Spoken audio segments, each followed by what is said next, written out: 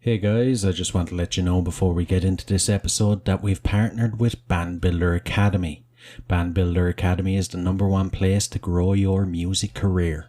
Run by top label manager and Sony Vice President Todd McCarthy, so you know it's worth it. Enter promo code CONCERTS at checkout to receive 10% off membership.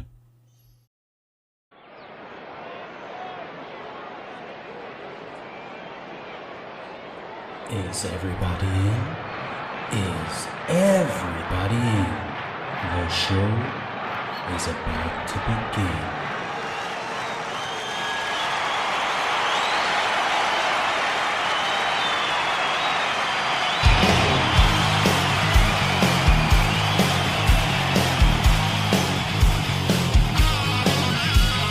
Welcome to the podcast, concerts that made us, interviews and stories, tales from the bus. We love taking you back to when it all went down. The greatest live shows and that cheering crowd sound. It's concerts, concerts that made us, concerts that made us.com. Welcome to August's highlights. If you missed any of the great episodes throughout August, then this one is for you. So, sit back, relax, and let's get on with the show.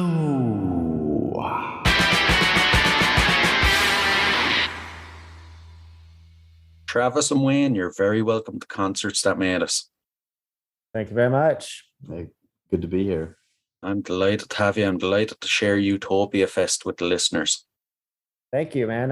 We really appreciate getting the word out there, and we're excited to share about it. Now, before we get to Utopiafest, I have to ask, what's your earliest musical memory? Earliest musical memory.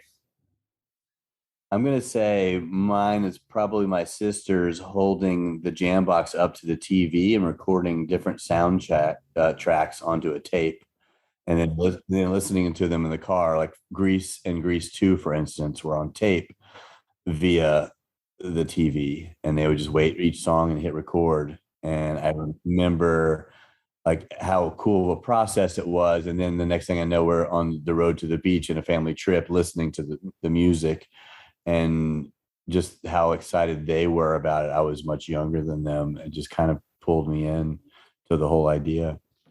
I'm gonna say, I don't know, I come from like just a really musical family. My mom and her sisters were always singing, and they were like big in like the church choir and whatnot. And I like grew up, in the church world. So that's probably where I experienced it the most at first. But I was living out in Utopia, which is like a pretty remote place. So my exposure to a lot of music was pretty limited. But I don't know, I just remember getting into like, the alternative and like grunge rock phase and all that, just through like the two radio stations that we would get out there. And then I remember being like a first adopter of like Napster and LimeWire and like burning CDs and stuff. And I started being like one of the providers of like burned CDs in high school and stuff. But I don't know. It's hard to say the very first, but Geez, the good old days of sharing music that way, huh? Right. Yeah. And what was a point in your early life then that made you realize you wanted to work in the music industry? For me, I honestly had no real desire to. I don't know. It was hard for me to pick a clear path for most of like my school years, and I grew up out in Utopia, and then went to Texas State University in San Marcos, which is just south of Austin, and just kind of got into a communications degree. Just wasn't really sure what I was going to do with it. But I don't know. I just kind of fell into doing the festival thing because, I loved going to shows, music, playing shows, and I started like working security at concerts as a side gig, and I just kind of got to know a lot of really great musicians and bands. And then I don't know, I just one day it kind of clicked to like what a great spot my family had out in Utopia, Texas. The ranch that's been in my family for generations now, and just how fortunate we were to have it. And I wanted to invite friends out there, but I also wanted to like bring this music experience to Utopia. So we just invited like everyone we could and had like 9 bands out there on a Saturday and just had like a little 200-person pasture party. And I didn't really think much of it or have big plans for it, but I just wanted to make it a little bit bigger and better every year. And the second year, I'd invited this production company to help film it, who were connected with Wayne, and then they loved it so much after the second year, which was a little bit bigger. They offered to co-produce it with me for the third year, which is when Wayne came in, and together, like as a team, we took it from like 300 to like 1,200 to 1,500 over the next couple of years, and then slowly it grew to like 2,000. And throughout the whole time, it was really just like my main part-time job, I always called it, but I was still like working security, and then I was doing like construction and like all kinds of other side jobs, you name it. But so it's never been well, it's been my number one thing, but it's never been like a full-time thing. But now it's led me to like we're actually opening like a bar and venue, which is another kind of long story. So we're gonna, instead of doing the once or twice a year main events, and we've also produced all kinds of other just smaller shows, but now we're going to have like a full-time home for music here in Buda, which is just south of Austin. That's the shortest version possible, but I don't know, what would you say after your story, Wayne? Yeah. I mean, I was in theater growing up, and so I always loved being around a stage and performances in musical theater. And then in college, I started playing music with some friends. Actually took a break from education for a year just to try to be in a band, which was unsuccessful, but it got me hooked on the idea. And then so I had bands throughout the rest of college. And, other things just drawing me to the stage. After I got out of college, I started doing production for photo work and film work, and some of that film work was concerts as well. So I've just always been drawn to any performance.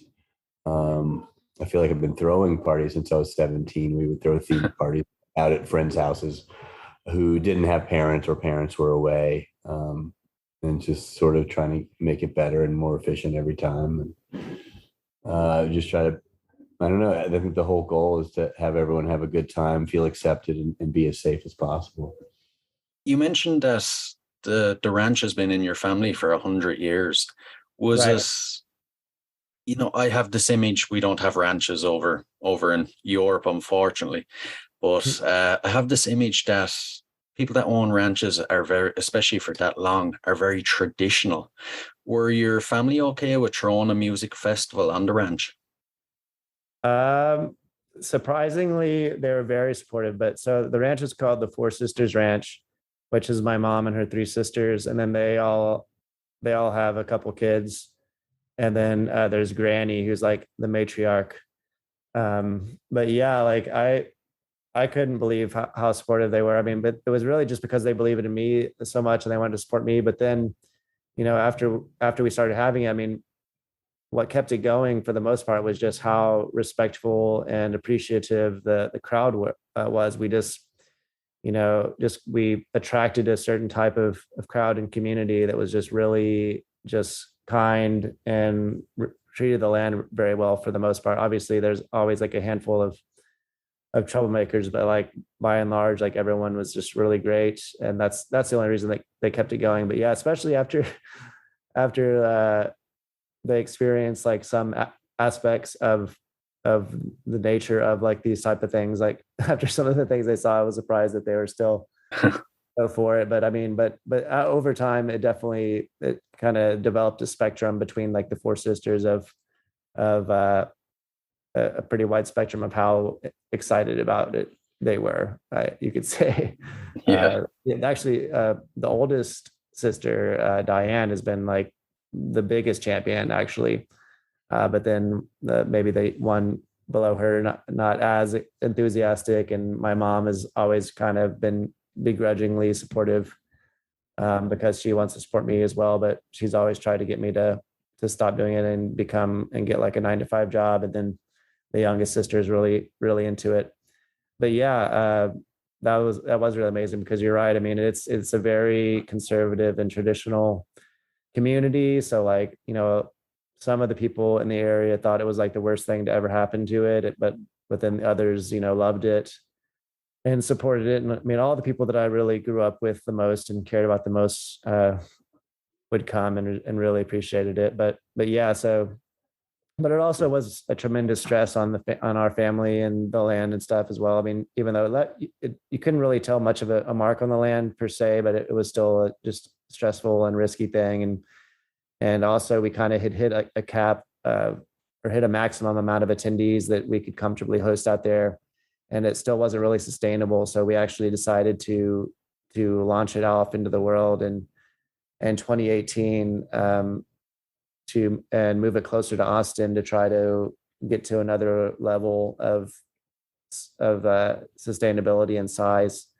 But that's another super long story too. That kind of backfired on us, and we've kind of been like recovering ever since. But then we also decided to kind of rebooted the concept and started doing smaller events back at the original location as well. But in the same time that we're doing these bigger events, and now it's in Burnett, Texas, just northwest of Austin.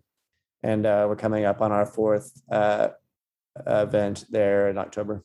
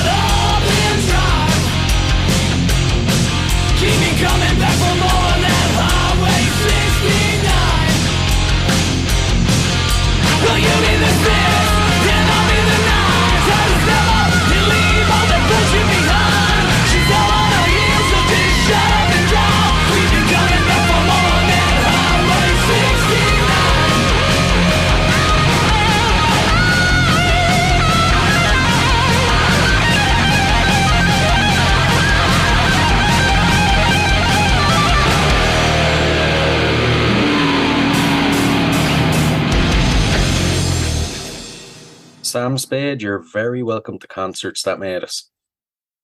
It's a pleasure being here, an honor talking to you, and I think we're going to have a good time. This is going to be something special. Definitely, definitely. I've been looking forward to it now. One thing I've noticed about the Midnight Devils is you seem to be the funnest band on the planet. You guys just seem like a hell of a good time, you know?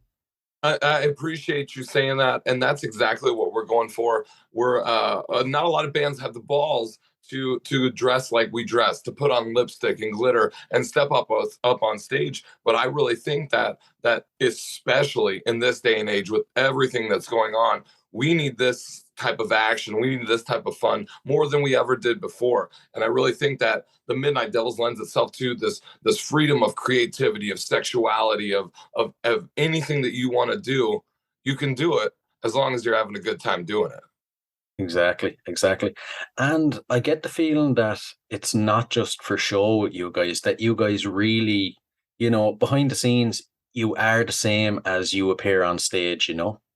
Yes, absolutely. You're completely right. There's not a huge difference from the way we look when we walk into the club. We still wear our leather jackets. We still got our Ramones patches and our Kiss patches and everything like that. We still wear those every day because to us, that's what rock and roll is. And it's always been like that. You wear your t-shirt proudly every day because that's your favorite band and that's what you listen to. And there's a realness that is it comes through to the audience and it comes through to the people listening, to the people watching the shows. There's a realness that is what rock and roll is. And Jimmy Mess, they call him Jimmy Mess for a reason. He's really like that. He's one rock and roll, he's the wildest rock and roll dude there is, with this just free spirit, just maniac personality. And I think it totally translates to the songs, to the show, to the whole environment.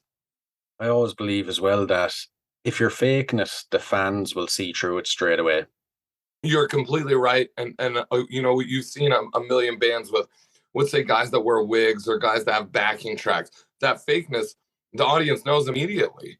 And so for us, it's like, how real can we make this? How can we push ourselves out of even our comfort zones into what we think we want, what we think our fans would want? There's no backing tracks. There's nothing. Everything's live on stage. The songs are written. All the songs from the album were written from experiences that we had on the road, touring, supporting our heroes. And so it's a really cool look at kind of what being in a band is like, or being on the road. But it's still very relatable to people in everyday life. What was the recording process like for the record? Did you do it during the pandemic? Was it after the pandemic? Yeah, so what happened is that we landed this dream tour. We were opening for the Choir Boys. We get a call from our management say, okay, you guys are going to open for the Choir Boys for a month across the United States and Canada. We're like, this is it, man. We've made it. Like, we've made another level, another goal. And so we got on the tour. The tour was going great. We did 2 weeks and the pandemic hit and shut everything down. And I go, well, this sucks, but we have to take this time to really, you got to seize the moment, seize this time, and do something productive and positive with all the negativity as the world shuts down. So we recorded all the songs. We demoed all the songs in Omaha at a small studio. We wrote all the songs in a basement at Sniper's Basement, and then shipped those all off to Chicago. They got the songs there, and we drove. It's about 7 hours from Omaha to Chicago. We drove out to Chicago and did all the tracks, laid the tracks down at Chip's house. Over a week or so, we did the drums, the guitars. I went in and did the vocals. And the day that we recorded Highway 69, which is like another one of the singles that we put out, it's a single that everybody's talking about, is the day that there was a knock on the door and Donnie V from Enough's Enough, the original lead singer from Enough's Enough, walks in the door. And I'm just like, starstruck, completely blown away, And Donnie V's like sitting there going, play the song, bro. I want to hear it. And I was like, man, this is insane. I got Donnie V and Chip here, both listening to the song Highway 69. It was so surreal and so cool. I'd say so. Literally the stuff of dreams, huh? Yeah, absolutely. It makes me, I don't get starstruck. Well, I do get starstruck, but in a different way. I just shut up. Like, I don't say anything because I don't want to say something stupid or ruin the moment, you know. Yeah. So I just kind of sat there and I was like, okay, man, 16-year-old me would be kicking myself just thinking Donnie V and Chips Enough here listen to the new single. Oh man. We'll jump back into your history a bit now to give the listeners a taste of where you came from. So you're from Nebraska. Some of the band are from Chicago. What, if you can, what was your earliest musical memory? My earliest musical memory started my listening to the music. You always listen to music your parents were listening to, and I was very fortunate enough to have parents that were cool and that kind of grew up during the 60s and the 70s that listen to great music. That being said, in the States and especially in our area in the Midwest, it's very it's like Midwest rock and roll, and coming out of Chicago, you know, because Chicago being so close, you got a lot of bands like REO Speedwagon, Bob Seger, all these great classic, Ted Nugent, these great classic rock bands. I remember listening to those on the FM radio, driving around the car and with my dad. He was also a huge Beach Boys fan, so I listened to a ton of the Beach Boys. I listened to Elvis, the king of rock and roll. You know, it was really the kind of the oldies, but it was a good lesson in where to start and where the music came from, and give you that background, that foundation to kind of build. And then it was Kiss. It was all Kiss downhill. Once I heard Detroit Rock City at the age of 16, I was like, I'm hooked. This is what I want to do. Now, how do I do it? I always say, you know, a good, strong foundation in music is very important, especially for musicians, you know, and I love that lots of people tend to pick it up from their parents. When their parents have great music taste, I think it really sets you up for obviously having great taste yourself. But what was the point in your early life that made you realize you wanted to be a musician? It was so my parents sent me to a private school, so it was a Christian school, and they would play this video. It was a video called Hell's Bells, and it was like a propaganda video teaching kids how, you know, listening to AC/DC, Highway to Hell, how it's a satanic thing, and if you play the records backwards, like you're gonna get possessed by the devil, and you like all this iconography of all these symbols inside of the album covers. And it did the complete opposite for me, where I was intrigued and I'm like, this is cool, this is awesome. I need to know more about this. I'm just hooked. There's something about it. My buddy brought in Kiss Detroit Rock City, and I was like, I found what I've been looking for. And I was kind of an outcast kid. I was, you know, searching for something, searching for my place. And finding Kiss kind of gave me that place. Then I realized that there's this whole world of rock and roll, this whole world of people that feel exactly the same way I do, that are looking for a place. And we have that place, and that's in music. So I just dived in head first, didn't even think about it. My parents bought me a guitar, and I was like, this is my ticket to kind of get out of Nebraska and to see the world, and to meet girls and have a good time and go on the road and just be able to not have a real job. That was always the goal.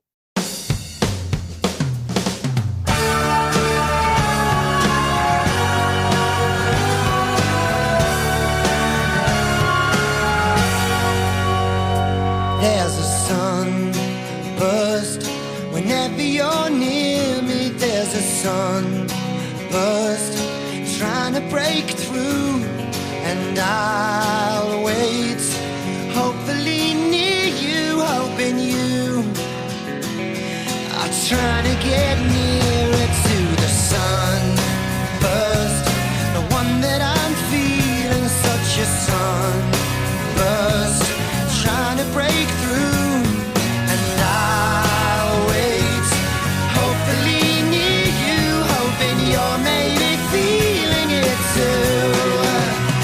What a day, what a day.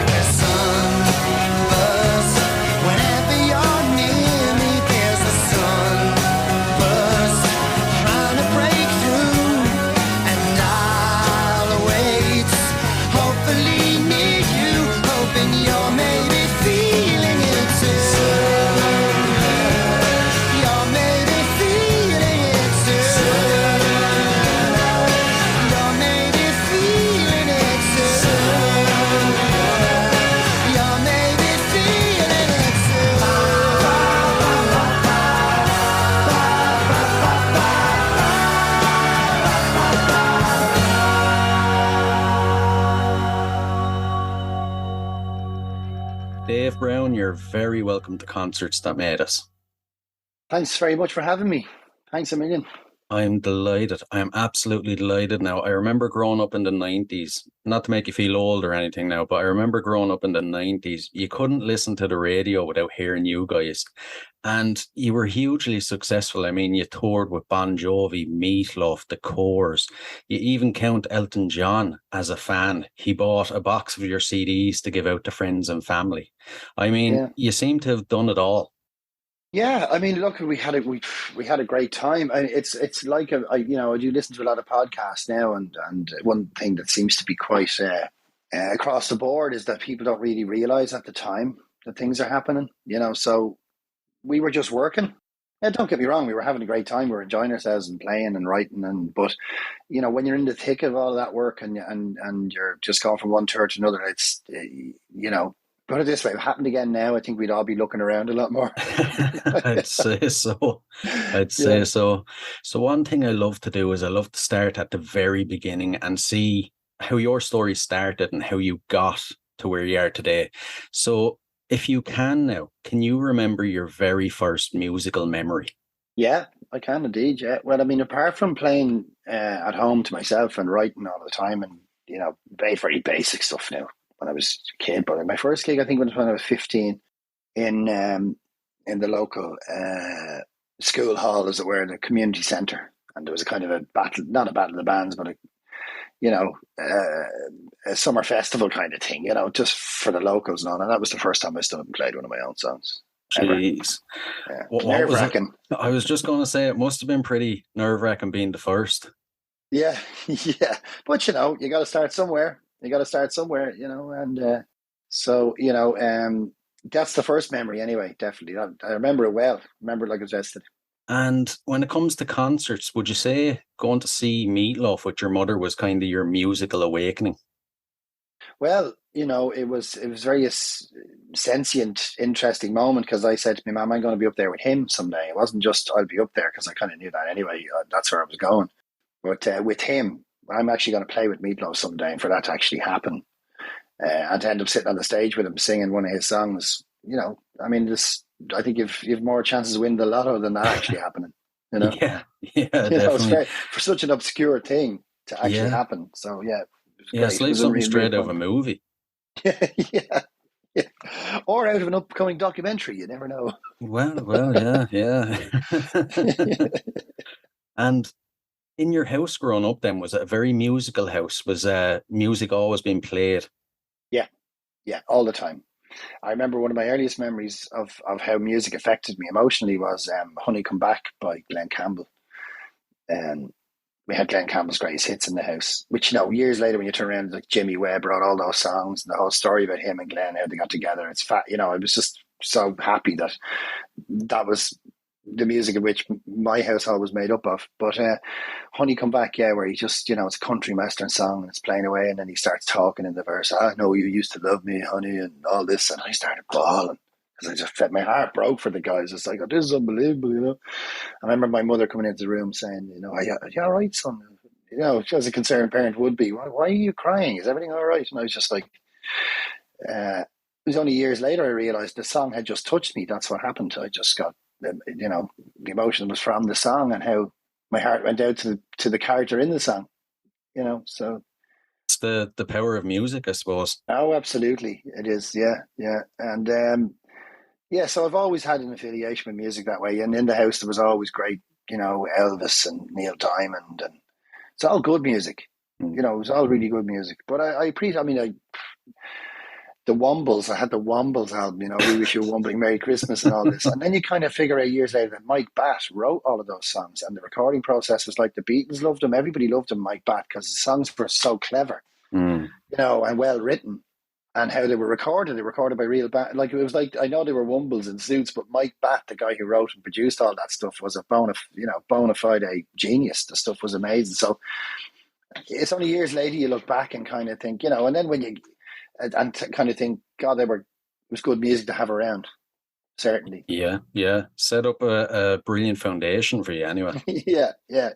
So, and that's where the pop element of it came from, Brian. You know what I mean? We want to have a song that has to deliver in 3 minutes, and do what it says on the tin. So we were never afraid of that, as you know.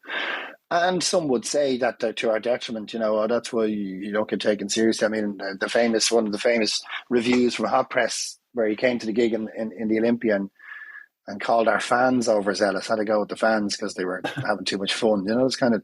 Oh man. So anyway, we never really cared about that. We just wanted to be in the radio, and hence your first question there. That's why we were on the radio all the time. That's all we were interested in doing. Yeah, yeah. And just before Picturehouse, you had a band called Hidden Faces. What was your experience with that?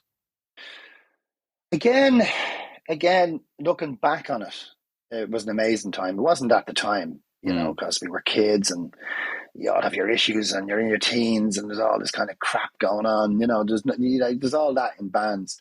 But, you know, listening back to the music now, and the things we achieved, you know, we had cassettes with 10 songs on them, 5 on each side. And, you know, we made our own cassettes and wrote our own music, and it was full of passion and angst and, you know, all of that, which, so I'm very, very proud of it now when I look back at it. But as again, at the time, I'm sure, you know, I was more concerned about whose girlfriend was who at the time. You know? Yeah. Oh, man. And how did that turn into Picturehouse then? They threw me out of my own band. Really? Yeah, they fired the lead singer, which is always a good move in the music business. So I just went, okay, fair enough. And I set up Picturehouse the next week, and off we went, different band. Yeah, I think it was sort of I'll show these guys. So yeah. Thanks for the energy, guys. I needed that, you know. Sure, look, sure, Johnny Boyle was in the band in Hidden Faces. You know, it's all just the same. As I said, a lot of juvenile kiddie stuff going on, you know. But that's what happened. So I moved on to Picturehouse, and it was a lovely man, Roddy Hickson, Lord rest him. He had the demo that I'd made, and he sent it in to somebody to review it or whatever it was. But he said, I put that in Picturehouse on it. And I said, oh, really? Why is that? Well, you know, when I listen to your music, I see pictures, you know, it's very image driven, and then house is very inward at the moment. So I was like, okay, Roddy, thanks, man. I'll take that. That'll do. So that's the truth about where that came from. Yeah. That's not one I've heard before now. It's actually a good way of coming up with the name. Yeah, well, that's what happened, you know. Yeah.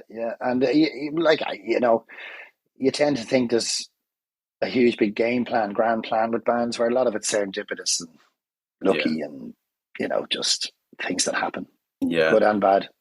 Yeah. Now, in the early days, you guys had an unbelievable drive to succeed, and you toured and gigged like hell around Ireland. What was the scene like in those days coming up? Gosh, you know, and I know I sound like a broken record here, Brian, but you know, you're looking back on it and you're thinking now, God, it was actually really quite good. You know, you could. Heineken roller coaster tours were packed, and you know, really successful things that went on that I don't really see now. I think the scene was more geared towards bands coming through, and you know, the live scene. Now, having said that, I'm not in that world at the moment, so I don't know. Maybe there are lots of up and coming bands touring all over the place and still packing venues up and down the country. I don't know, but at the time, the scene was fairly vibrant. Yeah, it was fairly vibrant. You never made any money as usual, but it was vibrant anyhow. I think nowadays, I seem to notice anyway, is I don't know what it was like back then, but now there seems to be like a massive divide. You know, you're either the lower bands that are going around playing gigs, or you're the bigger bands that are playing festivals and everything. And it just seems like it's impossible to merge or make the jump, you know? Yeah, that's a huge problem. That's a huge problem. I'm working with a new organisation at the moment that we've set up, Kill Ireland, which is Music Ireland, which we've set up to kind of deal with all of that. You know, as an Indigenous business in Ireland, we're not like the Fish Board or the Film Board or Tourism Ireland, where we kind of say, well, we have music and we're world beaters at it, and we could be making a lot of money for our exchequer exporting this product if we manufacture it properly. And so in that lies that problem, that same thing, that middle tier. You know, and I'm not sure what, you know, the appetite is amongst that age group of going out to see up and coming bands. I'm not sure whether that's a thing anymore. You know, it possibly isn't. You know, if you're not on TikTok, you don't have a huge presence. Maybe you can't connect with your audience in that you know, organic way that we used to. Again, I could stand to be corrected on that. I'm not sure, but maybe that's part of the problem too. But I don't know when the last time I saw a band that kind of wrote a song, got in the Late Late Show, got on the radio, did their own thing. And, I can't remember the last time that's happened, an organically grown band here in Ireland. No, actually, no. I think it's kind of a thing of record labels nowadays take a step back and say, how are they doing on TikTok? How are they doing on Instagram? Yeah. Come to see us when you're already famous. Yeah. And that's why, again, I think there should be an apparatus in Ireland that can facilitate artists like that. I mean, I know it's not like going and pressing CDs and putting them in the record shops and any of that doesn't work. But, you could be an appetite in Ireland for a lot of people that kind of think, well, I'll go on to Kill Aaron's website this week and see what's up and coming, and I'll buy that track for 99 cents because it doesn't bother me anyway, and the artist gets the 99 cents, stuff like that. Where, anyway, Brian, it's a whole other conversation, all of that, to try and get into it. But I mean, at the time, the scene was very vibrant. We played in the Bag of Inn and the New Inn, and the White Horse down on the on the quays, and you could play in Ireland. You could be playing every night of the week if you wanted to. I know what you mean, and as opposed to doing a pub gig with covers for nothing. These were gigs with original artists writing their own stuff. Yeah. And there was a lot of it around. Everyone I knew was in a band, I suppose when you're in the scene, it would be like that. That's like the butcher guy. Everybody I know is a butcher. You may find you're kind of in that scene. Maybe that's what that is. Yeah.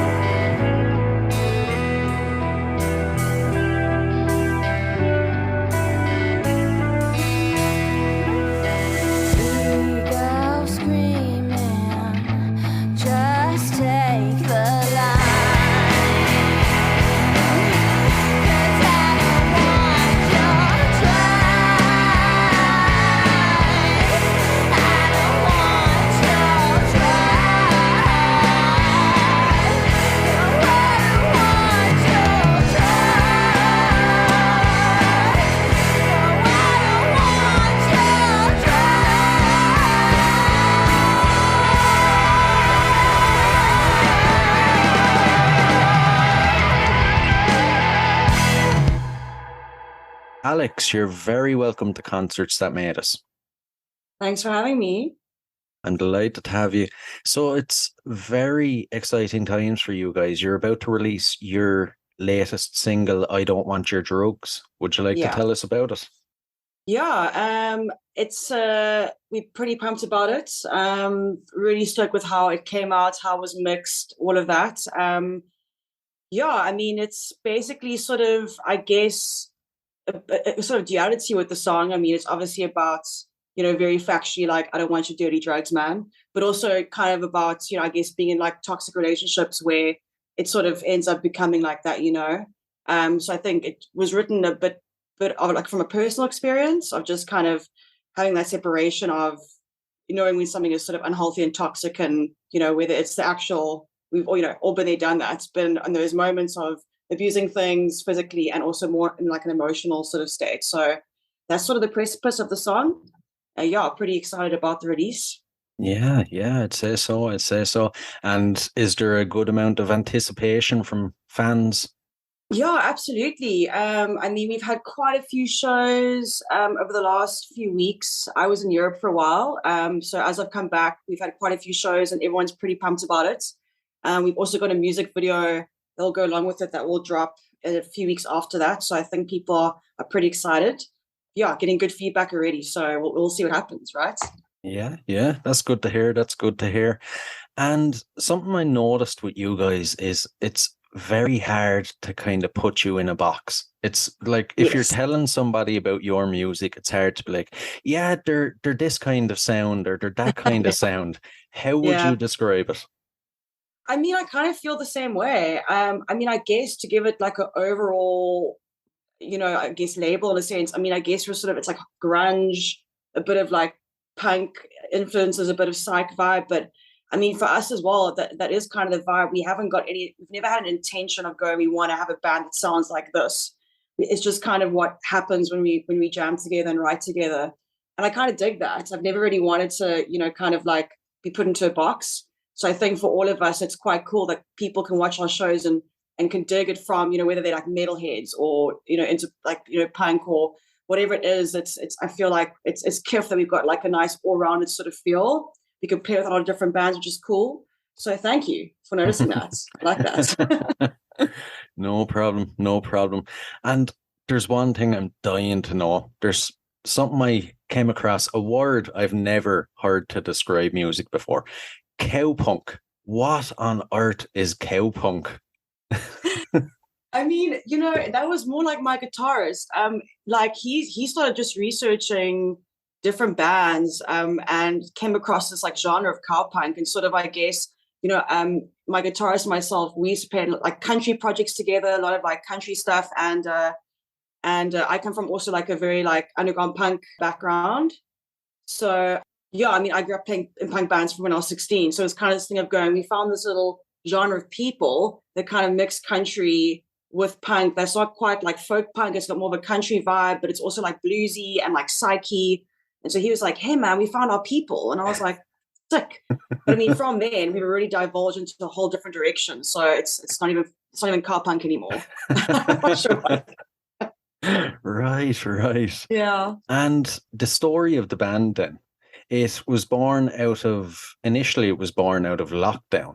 But how did you get from, starting off your solo EP to having We Kill Cowboys?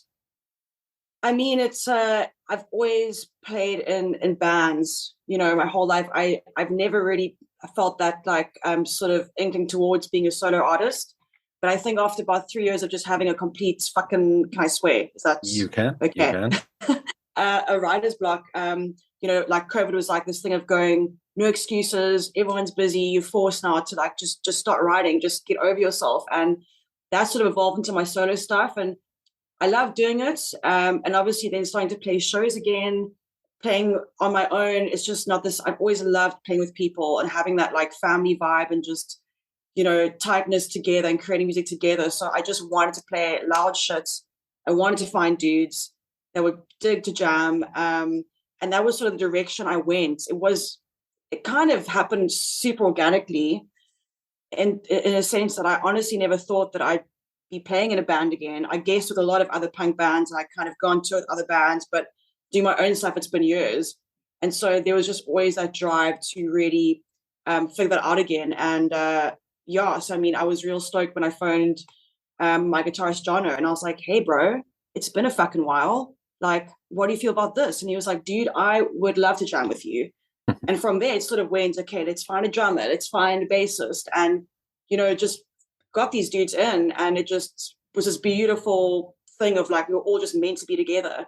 And so that's sort of how it evolved from my solo thing to going, let's start a fucking band, let's play loud music, and let's just have a good time, And that's where we are today. Do you think then in South Africa, it's very easy to find like-minded people when you're trying to put together a musical project? It's kind of, I guess, in a sense, because we're, it's not a huge country. And when it comes to, I guess the more underground sort of scene of things, a lot of us have grown up together. We all played in bands from when we were like teenagers. And so it's sort of, even though we're all like in our 30s now, we still know each other. We don't always see each other, but there's people still jamming and doing things. So it comes to like, also, I mean, a lot of people have moved away and are doing their own thing. So on one hand, it is kind of like tapping into like, hey, what is he doing now? What is she doing now? But in the same light, it's also, I think our music sort of scene has really changed over the last 15 years.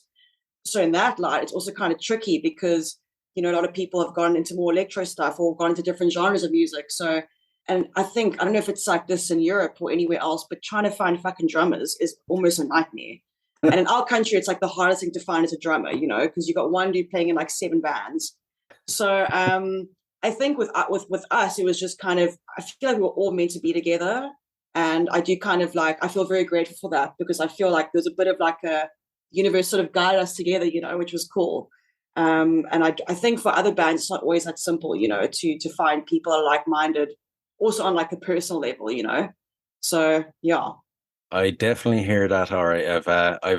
That's the most common thing I come across, is that drummers are very hard to find. It's like everybody wants to be, the cool guitar player, and they just forget about drums. Yeah, I think it's also having to carry around, 27 different little small items. Everyone's like, fuck that. I'll just be a vocalist. That's probably it, actually, yeah. Yeah. I usually like to get a sense of how you got to where you are when it comes to music. So I'd like to dig into your history for a bit. Can you remember your very first musical memory? Yeah, I mean, I guess when I was maybe about 3 or 4, there's always just this sort of moment of my parents playing Nina Simone on record and just me like on the couch and just in it. And that's always something that kind of, I've always remembered that moment. And even though at that age, we don't always remember things, but that's sort of one thing that I remember very clearly, is sort of hearing her and really connecting to that. And then, I mean, pretty much since I was about 7 or 8, I've been playing piano, and I always, I don't know, I just grew always having a very close bond with music. Both my parents were very, not musicians, but always a crazy vinyl collection. And I think the first time I went to the UK when I was about 10, and I saw these like crusty punk dudes on the train, and with all their tats, and like they were like jamming and they were busting afterwards, and I was just like, that is what I want to fucking do. And it's just always something I've just felt a very strong bond towards, man. It's kind of like very deep in my bones. So yeah, so from there it was kind of like learning to play piano, and then, I don't even know how I even got into the punk scene. I think it's just like meeting kids at school and sort of like, hearing different music and sort of like sharing stuff, and just from there, really connecting to punk and to I guess also sort of like heavy blues, but like mostly punk. And from there, starting a punk band when I was 15, and I did a lot of cool shows. And from there, it's just been a fucking journey, man, of just playing with a lot of other big bands and playing a lot of bands myself, doing a lot of tours and festivals and that kind of thing. Yeah, I guess I'm kind of jumping forward in time here a bit.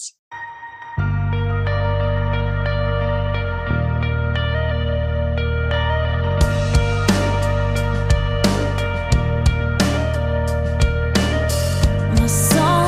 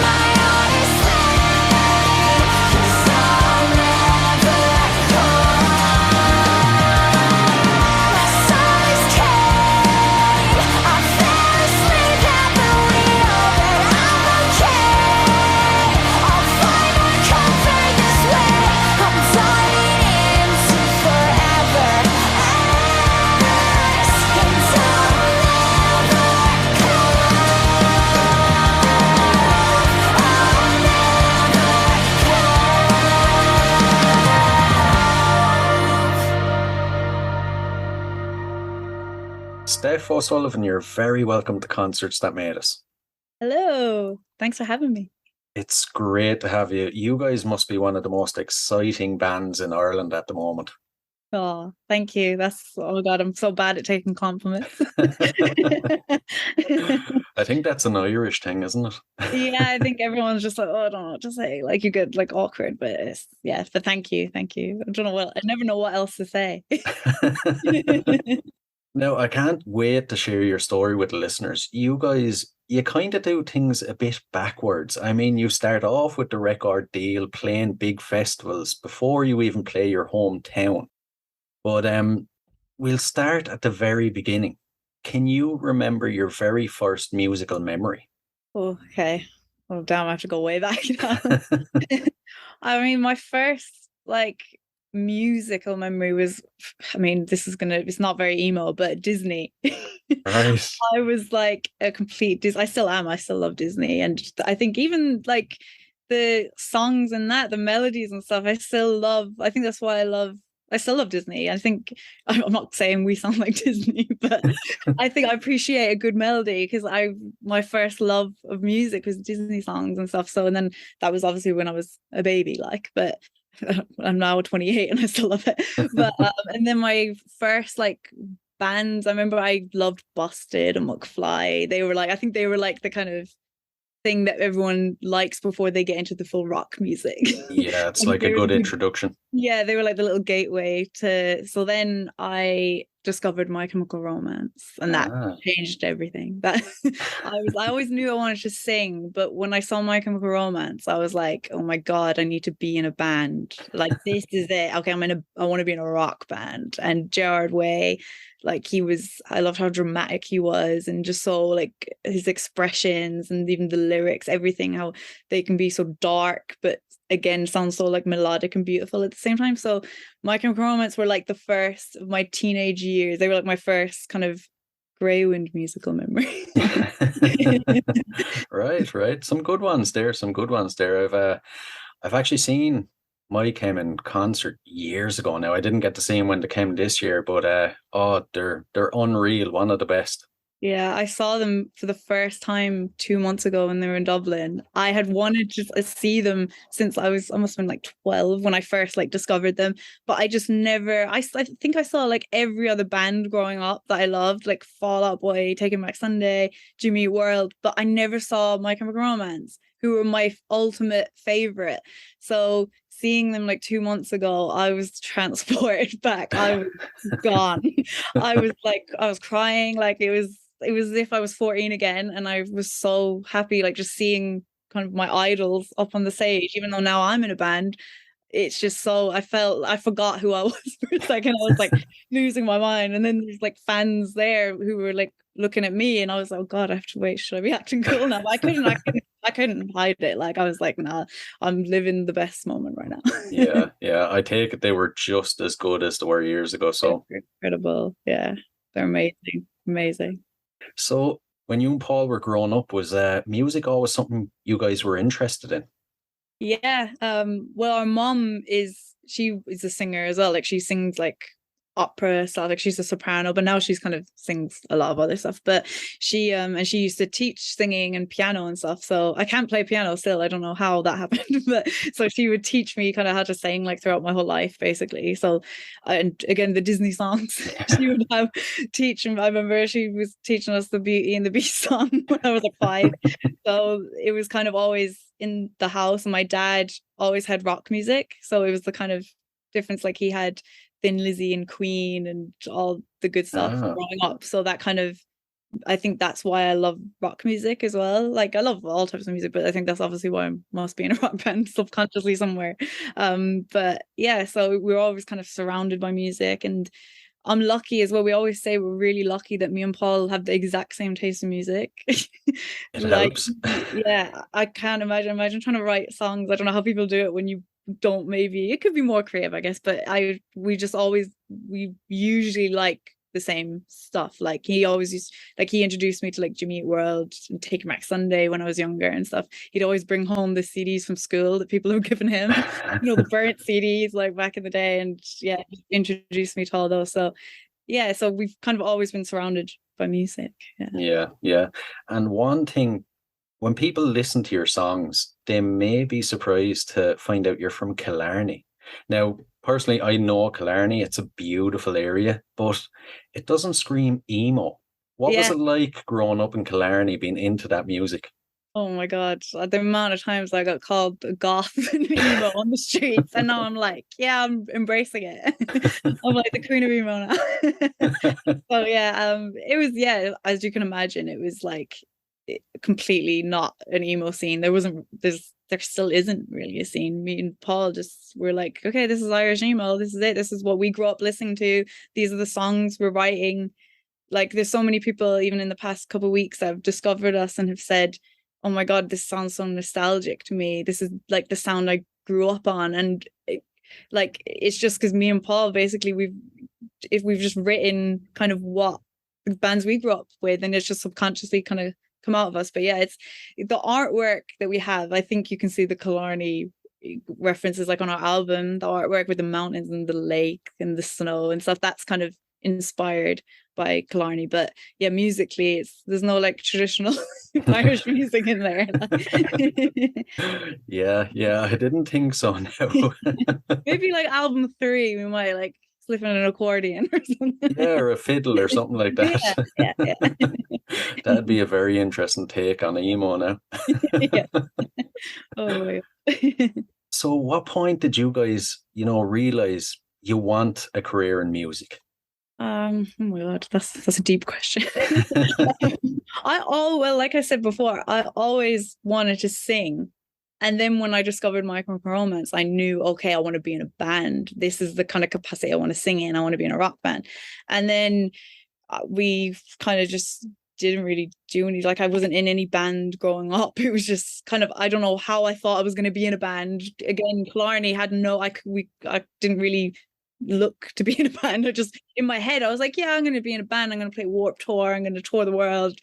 Had no band. Like Paul didn't even play guitar at this point. He didn't play guitar until I think he was like 18 or something. Like it was, so we kind of, but he again was like, yeah, I want to be in a band too. It's like, how are we doing this?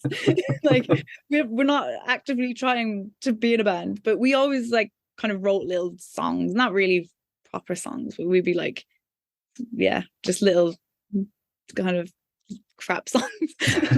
But and just for ourselves, like we just literally sing like to each other, like. And then Paul learned guitar, and he would be playing acoustic guitar, and then we'd go busking in Killarney, and we'd be sitting like on the floor, like too scared to stand up. Like eventually we did stand up, and then we would just be singing like Taking Back Sunday and like The Killers and stuff, and there'd be people walking past like, what are these two of these little goths, like what are they doing, like not knowing what we're singing. And and then we basically this story kind of turns a bit dark now, but basically lovely, very emo.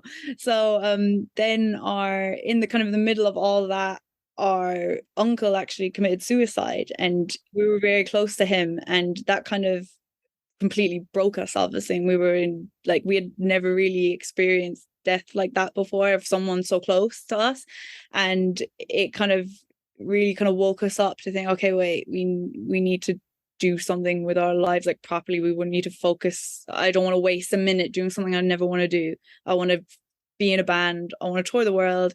And we just kind of believed. And then Paul, I remember, came to me one day and was like, I have this rough like draft of the song Afterthoughts, and he showed me, and we were like, oh, okay, that's good. Like, it's not bad.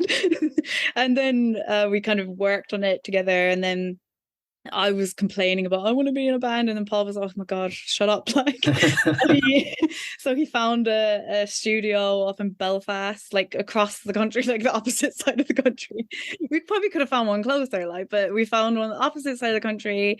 And we just kind of worked on it at home, kind of didn't have any equipment, didn't know anything about production or anything. So then we kind of got it ready enough, like in a nice way to be able to demo it. So then our mom drove us up to Belfast, very rock and roll, very emo, and went up there, recorded Afterthoughts, had like programmed drums on the demo, and had the guy in the studio, he played bass on it, and Paul did all the guitars, obviously. And then I think I sang, I sang for like 15 minutes in the booth, like wasn't really thinking about it. Whereas now I wish I could do that. Now I'm so particular. So then we recorded it, and then we were sitting on the couch in the studio, and the guy was playing it back, and we were like, oh my god, wait, this sounds really good. Like, we were like, wait, this isn't like bad, like damn. So we were kind of like shocked, like, and then again didn't really think of it. We just then we went home, and the next day we uploaded it onto like SoundCloud and YouTube, all the usual stuff. And a couple of weeks before this, we had decided, we'll call ourselves Greywind. We kind of didn't really think, we weren't kind of planning anything. We were just wanted to do something. Because we just wanted to kind of release something and feel like, okay, we're progressing in some way. We're not just sitting here busking or not doing anything. So we put that up, and then the next day we had like every major label, a bunch of managers emailing us, and we thought it was fake. Like we thought this, you would, yeah. You're finally like messing with us, like, but it was all real. We googled them all, and we were like, oh god, they have LinkedIn. So, yeah.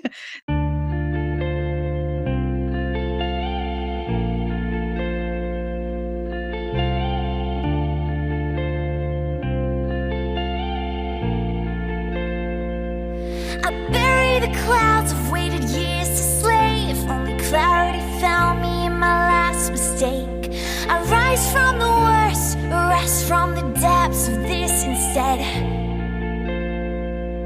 I'm swept onto rocks, a shipwreck, a mess. I find myself looking for what I have left. Back on the shore, I can't find your face. I follow fresh footprints back to my place. Would you do it again? Would you do it again? Would you do it again? I found this kingdom myself. I left you with roses from in hell, and I can't see you, I can't see you again. I found this kingdom myself. Silence will find you, wait and dwell, but I can't see you, I can't see you again. Silence ensues.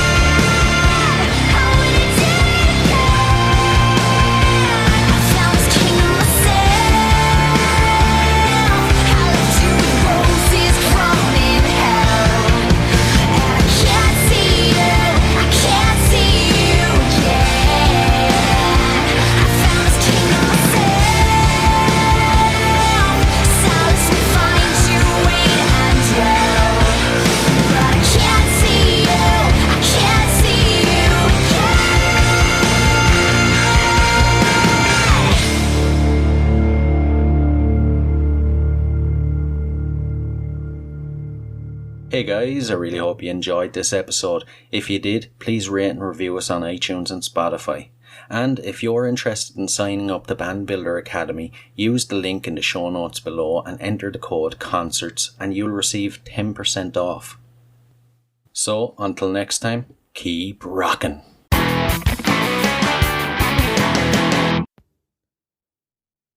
Hey, what are you guys still doing here? The show's over. It's over. You can go home. Go on. We'll see you next time. We'll be here. Bye.